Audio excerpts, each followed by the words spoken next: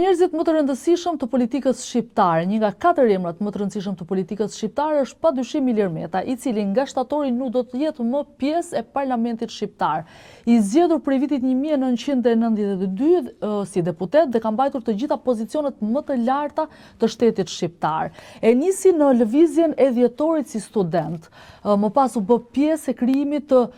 forumeve të para rinore të Partisë Socialiste, ku ishte dhe bashkëthemelues. Në këtë parti ka arritur të ngjisë majat më të larta, duke qenë kryetari i saj, duke u zgjedhur si pjesë e kësaj partie dhe kryeministër i Shqipërisë në vitin 1999. Ai ka luajtur një rol brenda kësaj partie me emra të rëndësishëm siç ishte Pandeli Majko, Fatos Nano e më pas Edi Rama, duke qenë her pas here njeriu i cili ka bërë dhe ndryshimet brenda partisë. Por pushteti i tij nuk u ndal vetëm brenda Partisë Socialiste. Me ngjitje në karrierë ai arriti të merrte të gjitha pozicionet e rëndësishme të shtetit shqiptar, duke qenë kryetar kuvendit, duke qenë presidenti i Republikës së Shqipërisë, por mbi të gjitha roli i tij rëndësishëm ishte në 2 momente. Në atë që do të ishte dhe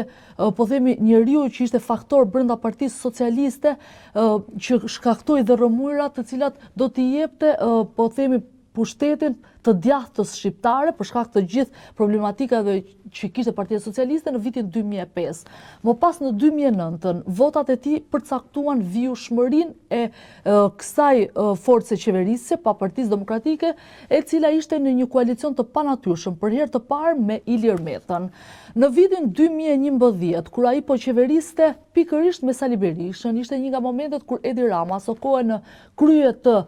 Partisë Socialiste në opozitën e vendit, bëri një nga mitingjet më të mëdha, e cila ishte ajo 21 janarit, pikërisht ku në qendër ishte korrupsioni i zotit Meta sipas Partisë Socialiste aso kohe. Por dhe pas ngjarjes së rëndë me 4 të vrarë, vetëm pas një viti e gjysmë, një gjë fare e panatyrshme, por që do të sillte rotacionin politik, ishte pikërisht bërja bashkë e 2 njerëzve të cilin kishin bërë betejat më të ashpra me njëri tjetrit, Ilir Meta dhe Edi Rama. Votat e tij do të përcaktonin dhe do të vinin në fuqi dhe në pushtet Edi Ramën pas një betejë të gjatë në opozitë.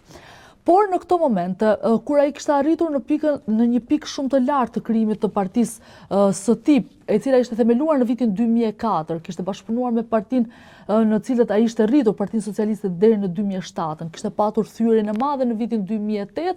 LSI-ja, pra një nga pikat e larta dhe në pushtetin më absolut të tij. Kishte një pjesë të qeverisjes e cila kontrollohej vetëm prej tij dhe dukej se ishte si një principat brenda qeverisjes së zotit Rama. Në fuqi duket se do të zgjaste deri në vitin 2017, në momentin kur Edi Rama merri vetëm pushtetin, zoti Meta nga ana tjetër kishte arritur të kishte numrin e mandateve dhe të votave më të larta të partisë së tij. Por fuqia e tij në fakt nuk ishte më e nevojshme, sepse ai arriti ta krijonte, pra zoti Rama arriti ta krijonte qeverisjen e tij i vetëm. Por në këtë moment zoti Meta, edhe pse kishte qenë the kingmaker i politikës shqiptare, vendos të jetë president i Republikës së Shqipërisë nga viti 2017 deri në vitin 2022, duke bërë që të ishte ngjitja dhe zbritja e tij politike dhe e partisë së tij. Duke dorëzuar partinë tek bashortja e tij dhe eksponentë të tjerë të partisë, bëri që partia e tij në këto 4 vite të zhbëhej dhe të arrinte në pikën më të dobët siç ishte rezultati i zgjedhjeve të 11 majit. Pas daljes dhe mbarimit të mandatit të presidentit, duket se kalvari i zotit Meta dhe betejat e tij politike duket se kishin mbaruar për t'ia lënë një etapë tjetër, atë të përballjes me drejtësinë. Ai u arrestuar në 21 tetor të vitit të shkuar dhe në në çështjen e tij rëndoi një sër akuzash. Ai është duke u hetuar nga struktura e posaçme SPAK, e cila ka ngritur një sër